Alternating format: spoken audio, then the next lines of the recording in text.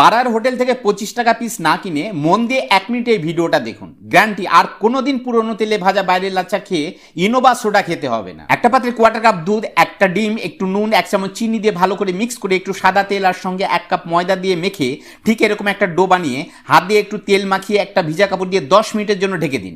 10 minute বাদে এরকম করে 3টে বড় লেচি কেটে আবার 10 মিনিটের জন্য রেস্টে রেখে দিন।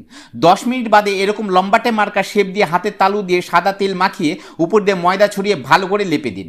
এবার দুদিক থেকে 2 হাত দিয়ে ধরে এভাবে অল্টারনেট ফোল্ড করে এক সাইড থেকে গোল করে ঘুরিয়ে নিয়ে অন্য সাইডে লেসটা সেন্টারে গুজে দিন। ঠিক এইভাবে বাকি দুটো বানিয়ে উপরে একটু তেল লাগিয়ে আবার 10 মিনিটের জন্য ফ্রিজে রেখে দিন। 10 মিনিট বাদে ফ্রিজ থেকে বের করে এইভাবে স্ট্যান্ডার্ড সাইজের শেপ দিয়ে গরম তাওয়াতে তেল ছাড়া ভালো করে এপিট ওপিট সেঁকে নিন। সেঁকা হলে পরিমাণ মতো তেল দিয়ে ওলট পালট করে ভেজে নিয়ে গরম গরম যা মন চায় তাই দিয়ে মারুন। রেসিপিটা ভালো লাগলে আমার চ্যানেলের নামটা একবার করুন।